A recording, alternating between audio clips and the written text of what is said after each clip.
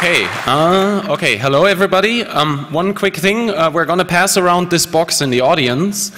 It holds like paper snippets, and I would please ask everyone who gets the box in his hands to take out one of these pieces of paper and keep them for later on. Thanks. We're gonna resolve what this is about in a bit. So, yes, my name is Daniel Schmidt, this is Julian Assange. We're here to make a short presentation about the WikiLeaks project. We have three major sections that we would want to talk about. We assume that most people have heard about what we're doing by now, so we don't want to focus too much on all the stuff that has happened, but rather talk a bit about what will happen in the future. So after a short introduction, we'll be talking about the next generation and some other things that are important. For those of you who have not been too familiar with our work yet, we are a platform that is, as we have been introduced, that is disclosing information that is in the interest of the general public, no matter if this information was supposed to be disclosed or not. We accept classified or restricted material only, or material that is otherwise legally threatened in its publication. We have an anonymous safe harbor, so we accept these documents anonymously. We have very strong mechanisms to protect the sources that we have, and we provide mechanisms by which we can provide these documents on an uncensorable way. So we are making sure that everyone gets access, no matter who is trying to suppress the material. We're doing this for various reasons. These are all documents that we publish, and all of these documents are part of all our historic record. So this might sound a bit abstract, as we're all not historians, but we believe that our historic record is the only guidebook that we have. So the only way how we can determine what a certain development for the future will bring is by looking at our history.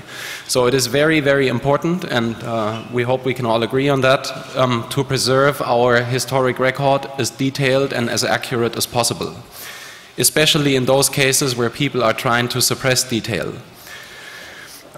According to the National, which is something that we are kind of proud, it's one of the last quotes we had, so the National has said that we have produced more scoops in our short existence than the Washington Post in the last 30 years.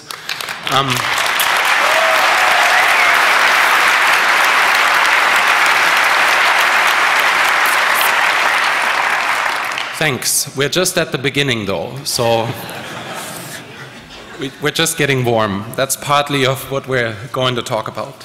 Do you want to give a short overview of the stuff we had so far? So when we were putting this together, Daniel and I, earlier today, we were like, okay, what have we done? Okay, we've done this and this and this and this year, compared to Congress last year where we spoke. But then I looked at Daniel and said, actually, that's just what we've done in the past 2 months. What actually have we done in the rest of the year? God, I don't know. My head's so full of stuff. So we'll look on Wikipedia, and well, not the German version, though. Not just the German to have version.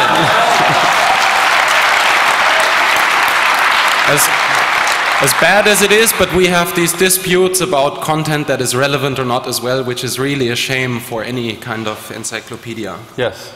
Actually, well, I'll get on to that. Okay, well, I just wanted to have that said. So we don't want to rest on our laurels, of course, and I think we have about 1,000 times more work to do than what we have done, literally. However, there is just too much to talk about if we go for the whole year.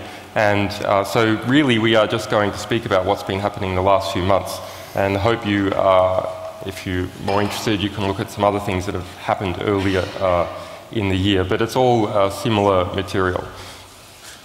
So something that happened, maybe some of you have heard about, is this Trafigura incident. So Trafigura is a multinational commodities trader. It's the third largest in the world, approximately. It's very hard to find out with these companies, actually, because they diversify their asset holdings through whole lots of front companies all over the world, so it's hard to know. Anyway, it claims it's about one of the third largest. It dumped in 2006 toxic waste sludge from a very cheap oil refining process that it did on board a ship in the Ivory Coast. Now, it tried to send that into Amsterdam and was not able to. Amsterdam said that it would take about 864 euros per metric ton to process. So instead they thought, okay, we'll set up, I have to be careful about this, a company was set up in the Ivory Coast shortly after that to take this toxic waste sludge, and it was dumped around towns in the Ivory Coast, and according to a UN report from September, drove 108,000 people into hospital. You have the next book? Yes. Yeah. So this is kind of a stereotype of exploitation that we have exposed, and the worst thing about it is that it's going on and on and on. So these people are filing lawsuits against all newspapers in the UK, and they're trying to suppress anything that comes to light about all these people that got sick in the Ivory Coast. So yeah, this was front page of The Guardian a couple of times, and UK Parliament itself was in the process of being censored by Trafigura. The Guardian couldn't report this. We ended up having to get an MP in the British Parliament to read out the WikiLeaks URL of the secret report, including the colons and slashes and everything, to get it into the public record. That did get into public record, but and was quite well known for a period a month ago. But it's going on. So just 2 weeks ago, the BBC removed its investigative report, both the MP3 recording from BBC World Service and Newsnight, and their article. The Times has removed its content. The London Independent has removed its content. So this doesn't stop. There has been no entire victory of speech in the UK, but we still have the material. We're trying to mirror everything that gets removed from some other place. So, yes, another thing, most of the Germans here might be more familiar with this. We published a large quantity of the toll collect contracts. So this is a billing system for heavy vehicles driving on the German autobahns. It's a secret contract between a consortium operating this and the German government. We got a hold of 10,000 of around 17,000 pages in total. We published this. We are still waiting for the other 7,000 to turn up. Whoever is standing in a bad light after the first 10,000 might have an interest to set the record straight. Also, just to make that a public record, we would like to ask the German government to come up with counterproof. There have been a lot of claims in the news media here in Germany saying that the numbers that were published, the investigation that was done on these 10,000 pages is wrong, that the Stern magazine, for example, published a wrong analysis of it, wrong numbers. We are still waiting for counterproof. So we're not taking up some shallow statements. I guess the only way that we can have a factual discussion is by disclosing this contract completely. So before that, I guess it's all speculation and we just don't have to listen.